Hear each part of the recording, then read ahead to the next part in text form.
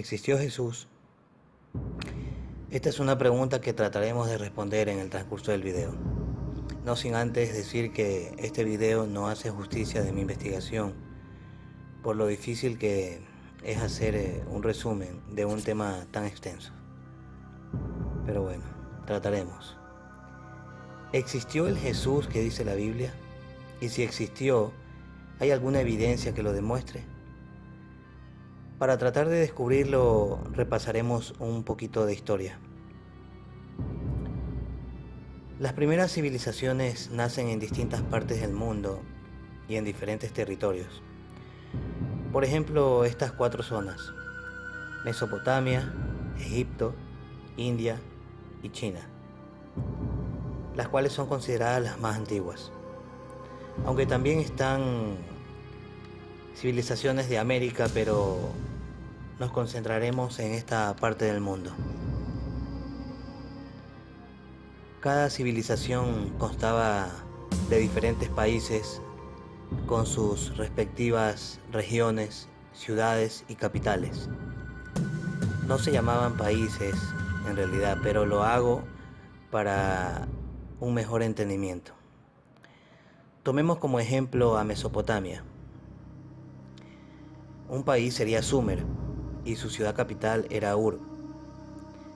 Otro país, Akkad, y su capital Agadé. Otro país, Babilonia, con su capital que llevaba su mismo nombre, Babilonia. Y otro país, Asiria, cuya capital era Asur. Bien, otros datos importantes de estas civilizaciones es que tenían sus reinos, sus imperios y sus creencias.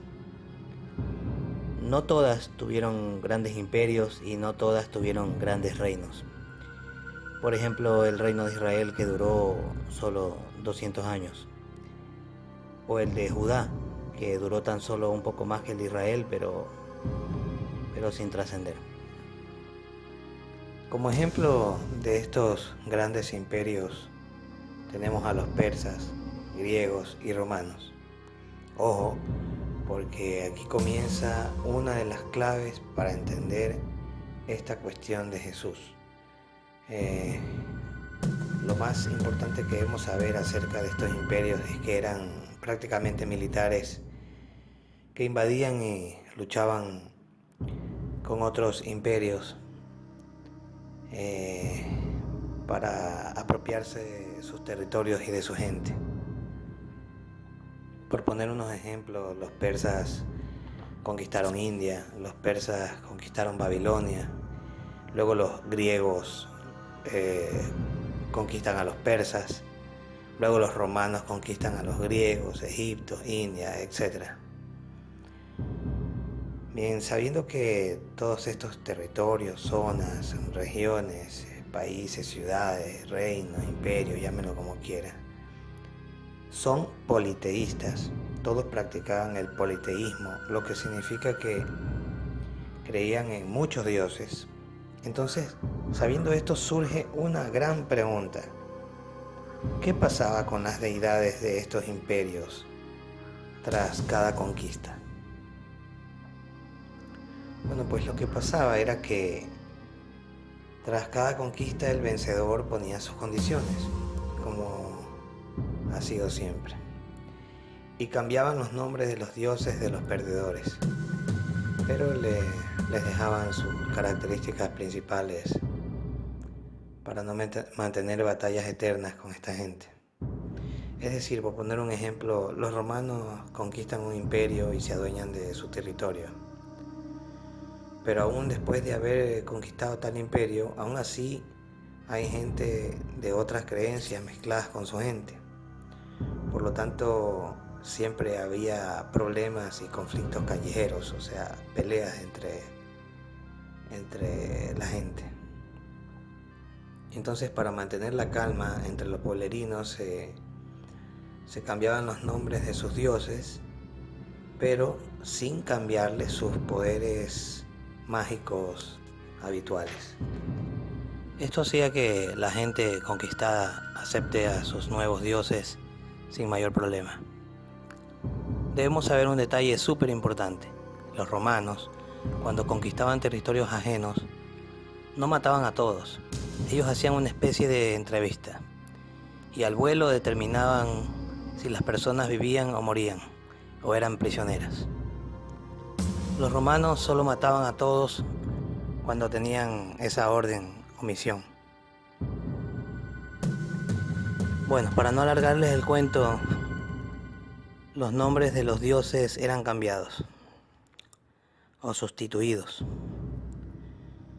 Como ejemplo, veamos el caso de cuando Roma conquista Grecia.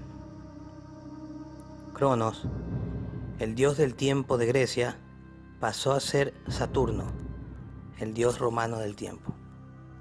Gea, diosa de la tierra, pasó a ser Tellus. Zeus, dios del universo, ahora es Júpiter. Atenea, diosa de la sabiduría, es Minerva. Apolo, dios de la luz, es ahora Febo.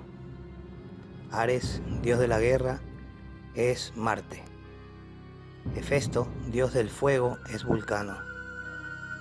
Afrodita, diosa de la belleza, ahora es Venus. Eros, dios del amor, es ahora Cupido. Poseidón, dios del mar, es el famoso Neptuno, etc. Lo mismo entre persas y griegos. Ahura Mazda, dios del universo, es el Zeus griego. Anaíta, dios del mar, es Poseidón. Asha, dios del fuego, es Hefesto, etcétera, etcétera, etcétera. En India igual, también existían muchas deidades. Surya, el dios del sol, Vishnu, dios del universo, Shiva, dios de la destrucción, aunque en el shivaísmo es el dios supremo. Soma, dios de la luna, etc. En ocasiones hacían alianzas mezclando deidades, como es el caso de Serafis, que sería una deidad greco-egipcia. Por cierto que en Egipto existían muchísimos dioses. En fin, habiendo dejado en claro que las civilizaciones antiguas adoraban a muchos dioses, podemos avanzar en esta investigación hablando de Constantino.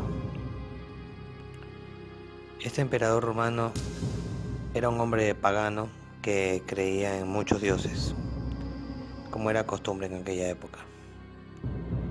Este individuo convocó en el primer concilio de Nicea en el 325 una reunión en la que se dio origen al cristianismo. El cristianismo se volvió la religión oficial, imponiéndose a la fuerza, al atropello. Aquellos que no la aceptaban eran torturados o quemados vivos.